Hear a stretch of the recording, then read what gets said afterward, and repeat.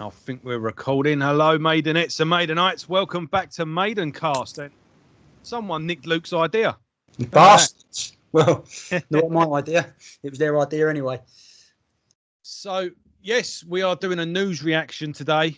Reacting to the news of the announcement of the new album, which is out in September 3rd, which isn't as far away as it sounds. People.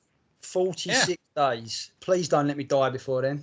Hot off the back foot of the new single and new video that we reviewed the other day.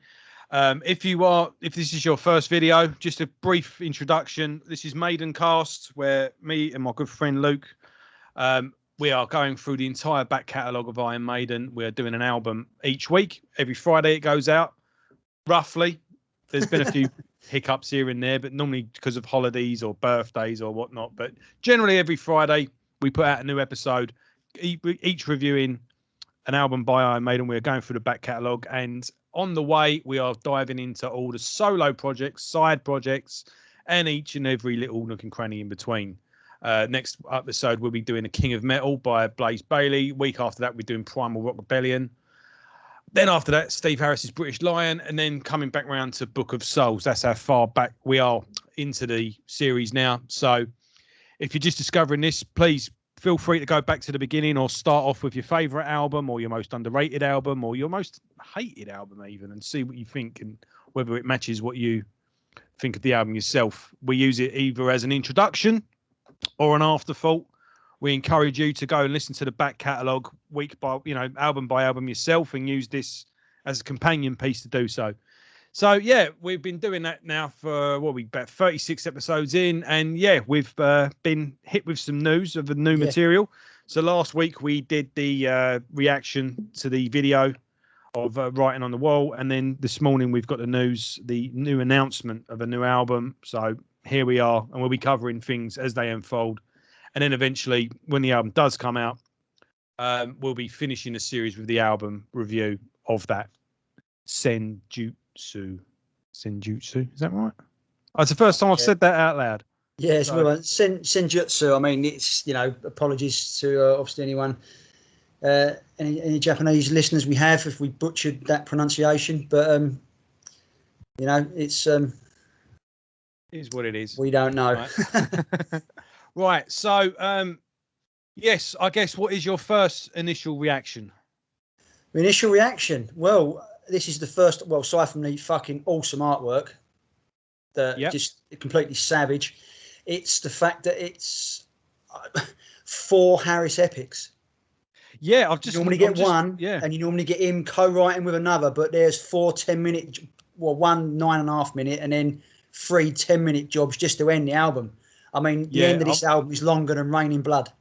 I think, I think he got his nose knocked out of joint slightly, didn't he? Because when Bruce wrote Empire of the Clouds, and he's fucking, because he said, didn't he? He said, "Oh fucking hell, you beat me, you bugger." Just did a bit of playfulness, but I bet he's been sitting there and going, "Bastard." Yeah, and he keeps writing these songs and then timing them at the end, going, "Shit, another 6 minutes to go. Write another one." Got to do it. Yeah. So, the 3 Harris. We got 4.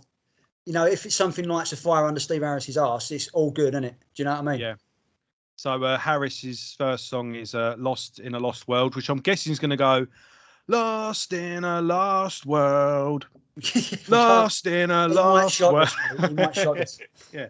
And then I'm not going to do all 4. Don't worry. No, because for people who watch the show, people who don't know, we do have a thing where it is the Steve Harris chorus, where he doesn't write a chorus. He just says the song title, or gets Bruce to say the song title 50 times. Yeah. So, but The Angel and the Gambler being the prime example. So we've got 3 Smith and Dickinson. I mean, that's always a good combination. And if that first song's anything to go by, it looks like they're going to be the Smith. Normally, he's pretty good at balancing between coining like a new classic. He knows the Maiden formula and what makes a good Maiden song. I mean, he did, but he also knows how to throw a curveball. He did fuck up a bit with Isle of Avalon, though, didn't he? Yeah, maybe. Writing an epic for the sake of an epic. We thought on that one, but hopefully he's got that out of his system. Because, like you say, the writing on the wall. Oh, someone else, I mentioned it sounds like hanging out with Richie Kotzen has rubbed off on him. Someone else actually said that. Yeah. And It was someone to comment on Facebook. So it's obviously it's a thing that people have noticed. Yannick's on 2 songs as well. Time Yes. Machine and Strategio. And Smith and Harris do the opening track. Yep, go ahead. We should have a minute silence for the Dave Murray banger. There is no Dave Murray banger. No, yeah. For the first time since Power Slave, there's no Dave Murray banger. And it's only the 3rd album ever. Killers, Power Slave, and this. Oh. He's got a solo album coming out. You know that, don't you? I reckon it will be a good... If he did, it'd be heavy as well. Yeah. But yeah, no. So no Dave Murray, mate. I mean, I've got a bit of concern though. Is Bruce going to be on stage wearing like a kimono with his hair all done up? And well, he's going to have a microphone right here, and he's going to be doing like some sword play as he's singing. Well, Maiden will certainly get done for cultural appropriation, wouldn't they, if he does that? But it's just all that bollocks. But yeah. But no, you know what? He's a showman, and that's why we love him. Yeah. Yeah, I'm still slightly concerned though. Yeah. Mind you, they got actually fucking tour. John Belushi comes to mind. You still got Legacy of the Beast to finish off. Is that happening though? I mean, well, they got to sell tickets, and I mean, I did say to you, I noticed that. Yeah, but how many Iron Maiden fans are going to be going? Oh, I paid for Legacy of the Beast, therefore, mate. You'd be surprised, because I know there's fucking hundreds of thousands of them shedding a tear here because the shortest song is 4 minutes, and that's the only one. There's so many people going, we want 5-minute songs back. We want this. We don't want the epics. It's like, look, go back and listen to Peace of Mind. Maiden evolved. You know? I mean, it's another double album, and I do think, oh God, like I'm just saying that's a bit of a warning sign for me, because some bands do go through this phase where they do a double album, and then that becomes like a thing of where that's all they do. Dream Theater come to mind, or then Marillion went through a phase where like every album they did was double album, and they were all crap. But when it's down, mate. Yeah. No, fair enough. I mean, the last one happened by accident. I mean, I guess X Factor was kind of a double album. It would have been. They did take the 3 tracks off, put them as B-sides. I mean, that's and even then they said that was the first one that came out purely on CD, wasn't it? It wasn't on a vinyl, but that would have been a double vinyl had it come out 10 years before. Yeah. So, yeah, that's all. I was just like, are we going to get a double album every time now? But then again, in this point in their career, I'll take as much as you can get, mate. Yeah. So because it's funny, really, because obviously we all know that they were in Paris. None of them are that long either, are they? I mean, there's nothing. I mean, what's the longest song on here? 12 minutes. 39, yeah. That's not really that. It shows how much we've been conditioned by Maiden. No, it's not that long. Yeah. So 12 minutes. Yeah. You know. I mean, there's a couple of 7 minutes, 7 and 6 minutes. Well, after that's the introduction. I mean, the opening track, 8 minutes. I bet that's going to have a big old intro as well. So when Tool did the last album, people were going, "Oh fucking hell, they're all 10-minute long." You know? Yeah, where have you been? Yeah, exactly. But like I say, we all knew they were back in Paris in 2019, because that was all like Adrian Smith was on his Instagram with his missus on the beach and that. This has been in a can for 2 years. So last year, when Bruce said in October 2020, he said, we've been in the studio. They've been recording something else, mate. They're taking this time to record. So they've got albums in the can. So they can tour, but they can still put albums out. Because they love touring. Well, but I mean, get to the point like we discussed when Nico's going to go. Yeah, I don't want to put a thing. I know today in the UK is Freedom Day, although nothing has changed.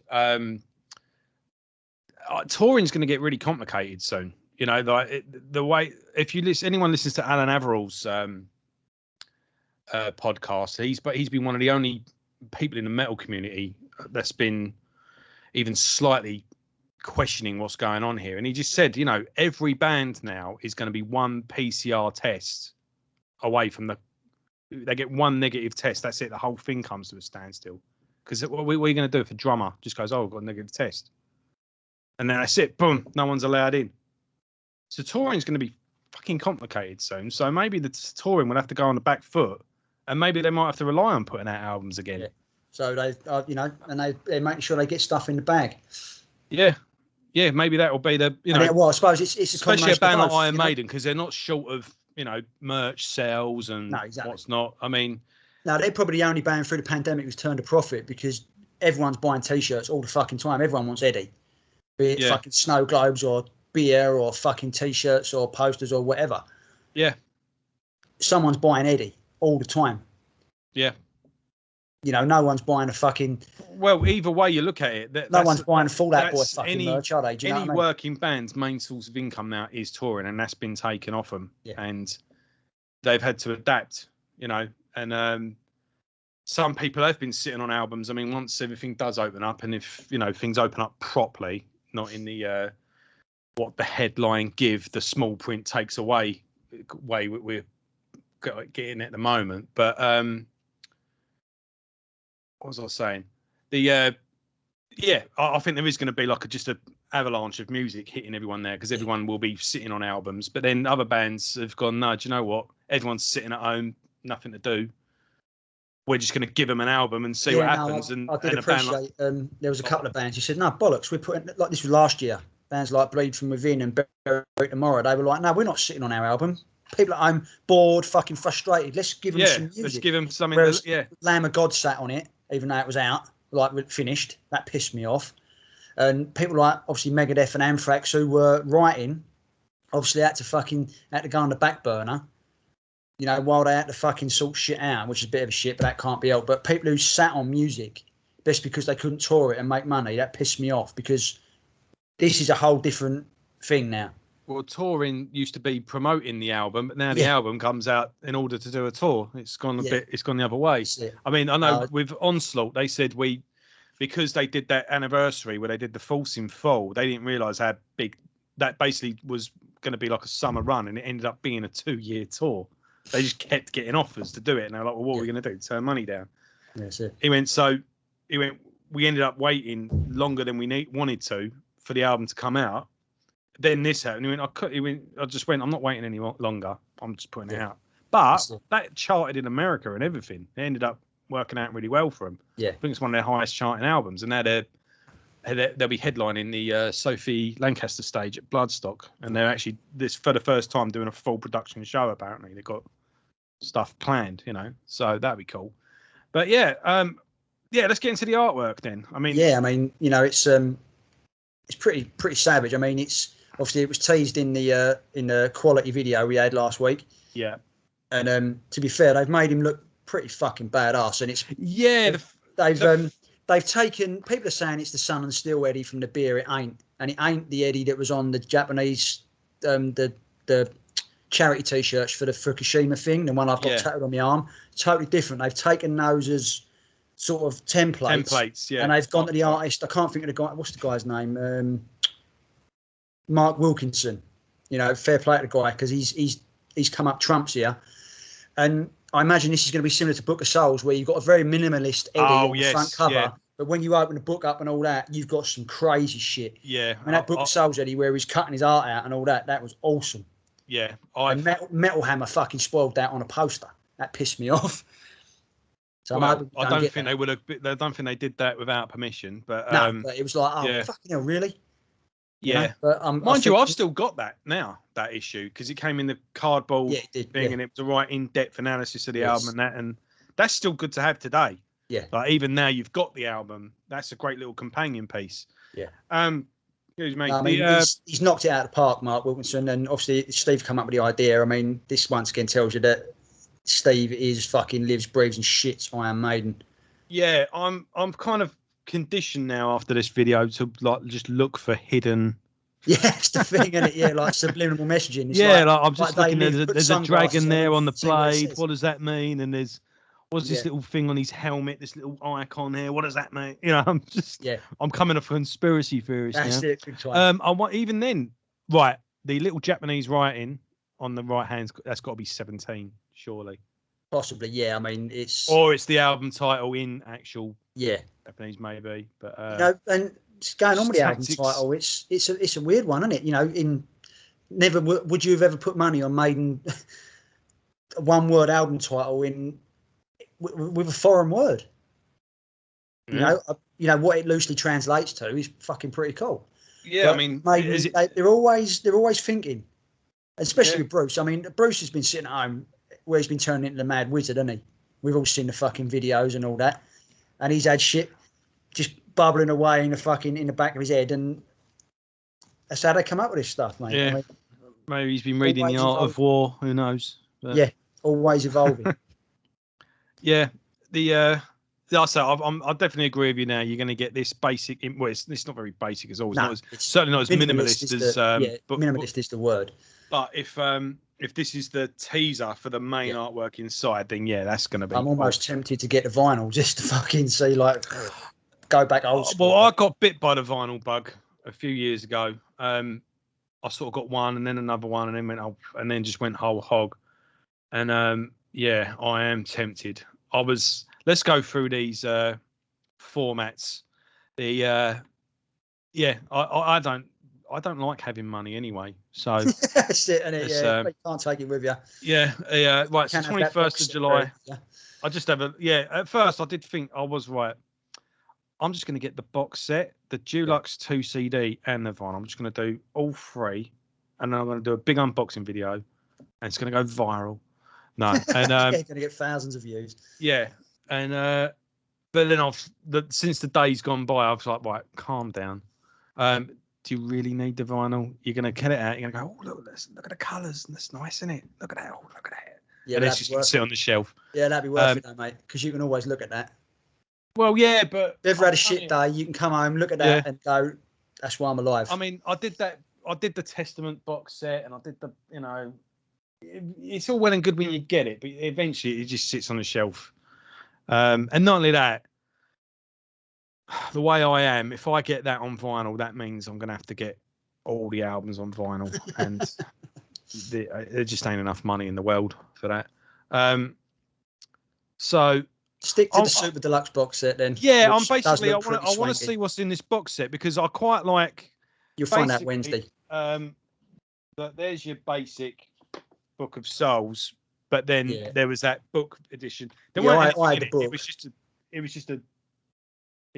was a bit. It just expanded a bit. The artwork was a bit, just on a bigger format, so you could see it a bit better. So, but there wasn't that. So I thought, right, well, I'll get the Dulux edition of the 2 CDs, definitely. But if that comes in the box set, then Bob's your uncle. Yeah, I mean, you'll find out Wednesday, because when you can pre-order it, they'll have a breakdown, I imagine, of what's in it. Yeah, I mean, I'm intrigued about the Blu-ray. Is it just a behind-the-scenes thing? Is it a fucking gig? Is it what? No, well, to me, I guess now, if it's a concert or a documentary, who knows? I mean, it might be a making-of documentary. Which would be pretty cool, because the last one they did on Matter of Life and Death was awesome. The album in split surrounds, I would imagine that. That'd be fucking crazy. Yeah, maybe some visual thing with it. I don't know. Yeah. But, that's what my guess is. That's just a guess at the moment. I reckon a short making of documentary and the album in Dolby Surround, whatever it is. Yeah. Which would be cool to have anyway. Again, I think the CD would be the default thing, but even if I just play it the once, that'll do. Yeah. And the exclusive memorabilia, that's do you get sold with it? Who knows? That's it. Yeah. We'll find out Wednesday on the 21st when we pre-order those bastards. I reckon this will be a quite nice box as well. I can see it will be, nice varnished wooden. Yeah, it's going to be really expensive because they've got to make some money back, as we just talked about. Yeah. But fuck it, if they're putting out quality stuff, mate, they can have it. Yeah, they always put out good stuff anyway. I mean, the Legacy of the Beast, I got the A4 edition of that. It wasn't A4, was it? But you know what I mean. The book edition of the double CD. That looked nice. So I'm looking at the moment. I'll probably get the double CD and the box set. If the double CD's in the box set anyway, it doesn't matter. Well, I know the CD's in the box set. Is it that? Yeah, is it that one?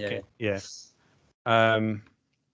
Then again, for the 2 CD for the book edition, if it's like a $5 difference, then I might as well just get the vinyl. If it's if the price difference is minimal, then But what you'll find, I guarantee, what's going to cost you the money is the shipping. That's what does you. Yeah. So yeah, we shall see. But Indeed. no, exciting times, and Yes. And just looking God over knows the we could do with a new Maiden album after exactly, yeah, all the bollocks we've been going through lately. So yeah, anything? Oh, I did want to say it first, although I've kind of changed my mind since. I went looking at him though. He doesn't look like Eddie. There's not that Eddie face, and there were the teeth and that. But the more I'm looking at him, I know it is him. He's got the nose. Yeah, you know, he's got that. Yeah, that's Eddie. Yeah, and his mouth is the thing. He's got those 4 extra teeth, but his smile, like thing, is still. He's evolved, still Eddie. He? You know, he's evolved. And no, I like it. The more I look at it, the more I like it actually. Yeah. And it's a really cool imagery as well. It's kind of CGI-ish. It's not real, like X Factor. But... Yeah, I'd love to know how the guy did it. Whether that, obviously must be computer involved somewhere, but it must all start from a pencil drawing. And if that's the case, mate, fucking bow down. Oh yeah, but you can just imagine as well, right? Getting that email from him, right? Here's an idea. Yeah, off bang, and opening that, you'd be like, imagine Trot being one of their mates or a family member or just someone who's in the clique, here. Look at this. Yeah. Fuck it, yeah. Yeah, don't you? One of the most anticipated albums ever, like. Yeah, this is. It does. It is more metal than your mother's kettle. So. Big time. Right. Anything else you want to cover before? No, I'll just keep going back to the old song titles as you do and trying to work, try to see if you can work them out. But I'm guessing Darkest Day is going to be about that Winston Churchill film that came out a few years ago. Darkest Hour, yeah, I did see that. I mean, Darkest Hour, yeah. I keep trying to imagine ever since I saw Samurai Eddie in the video, whether they would do a song about the 47 Ronin. Mm. And maybe. Yeah, and obviously with the samurai imagery and all the rest of it, it's a subject that cries out for an epic song. There was. It just made me wonder whether one of the Harris epics is about the 47 Ronin. I did have the fan club magazine. But yeah, there was a big thing with Bruce talking about dueling and swordsman, and he got a load of swords out and was showing off his collection. So yeah, that was another hint really that we didn't really notice. We're all fixating on 17 and the Belshazzar, feast and all the rest of it. But yeah, that was probably another big hint that was staring us in the face the whole time as well.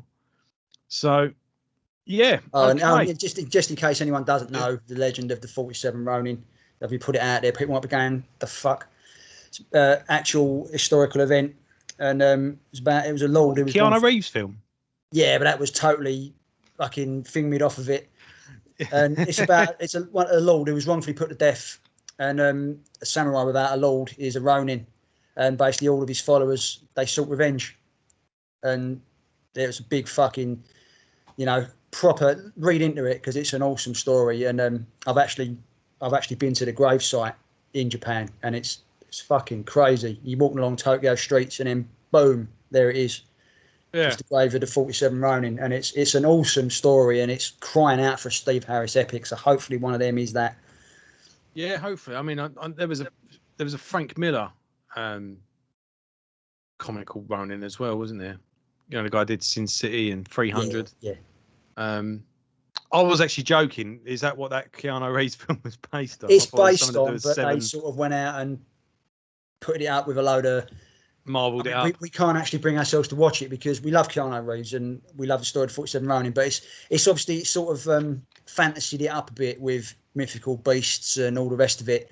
Instead of it being a straight down the line samurai epic, it's gone into fantasy territory. It's probably a great film, but and the Seven Samurai is nothing to do with it either, is it? No. Well, have you seen that old black and white film? You know what? I know. Magnificent Seven was based on it. Without that, George Lucas doesn't write Star Wars. So yeah, and obviously Magnificent Seven. Yes, yeah. I didn't know if that was something to do with it as well. Yeah, I have to brush up on my What's the thing about Maiden? It gets you into historical things, doesn't it? I mean, who would have known the Samuel Taylor Coleridge poem if we hadn't heard Rhyme of the Ancient Mariner? Do you know what I mean? Yeah, exactly. Who would have fucking looked up Alexander the Great or... Street urchins like us wouldn't have. Yeah, that's it, yeah. Obviously, educated people would have done, but not to say we're not educated. But that's the thing with Maiden, where they love their historical epics. It helps you get into the stuff you probably wouldn't know about, and, you know, fucking long may it continue. Yeah, it's like what's his name? Frank Spencer? No. Frank Spencer. What's his name? Acoustic guitar guy. He used to be in a hardcore band and then he went all folky. He even had one of the Belshazzar t-shirts on. He was on Mastermind and Iron Maiden was his Frank Carter? Frank Carter. Yeah. I can't remember what I was going to say about him then. Yeah, he was saying in an interview once, Iron Maiden are the perfect band for a kid. Yeah. Because it does open up them into, it gets them into stories, gets them thing. It says, and not only that, they won't be obsessed. We've got a poisonous thing at the moment where everyone's obsessed with fame, but no one in Iron Maiden is famous. Yeah. To the point of if you saw Dave Murray down the road, and you go, that's Dave Murray. Yeah. But if the person next to you didn't know who Iron Maiden were, they'd go, who the bloody hell's that? You know. Yeah. And the front man, the famous one in Iron Maiden is Eddie. Yeah. So that was public choice, wasn't it? So they could walk down the street, and also it was designed to, it was a money maker. So it was a win all round. Yeah, exactly. So right, so I think we've covered that. 46 days we'll be able to. Assuming an asteroid doesn't hit the fucking planet, it better not do, because I'll be pissed. Yeah, well, we'll see what we can do about that. See if we can avoid. Avoid. If an asteroid does come, anyways, there is a way of dealing with it. There's a film made about it called Armageddon. Yeah, either set bombs off on it, land a rocket on it, drill a hole, and let a bomb off. Done. Yeah. And then it will just perfectly split down the middle and miss us. Yeah. I always prefer Deep Impact to Armageddon, though. So. I never saw either. There was another one, wasn't there? 2012. Oh no, different. There's only two about the asteroid, but no. If you're going to watch one, what was the other one where everything froze with the big tidal wave? Day After Tomorrow, yeah. Yeah, there was a big string of them, wasn't there, for a while? Roland Emmerich fucking made a career out of them. Yeah. But, check them out. All good films. So if you are new to the show, we do digress a lot. We do split off, and that was another. We do go off on tangents, and it's a lot of fun. Join us, know. And of course, if you are a regular watcher, then you know already. Just mute it or put the fucking subtitles on. When they come back. So, right. Thanks for watching, and yes, check out Maiden Cast. Check out Nightmare Cabin, the YouTube channel, and Nightmare Cabin is now on Instagram, and I will leave the link to that in the description below. And welcome, stranger, if that is who you are. And if not, welcome back, old friends. Welcome back. Yeah. So, take care, everyone. And Maiden Cast will be back this Friday, as usual. And this time we'll be doing the Blaze Bayley album, Blaze Bayley album, King of Metal. Till then, take care, y'all. See you later.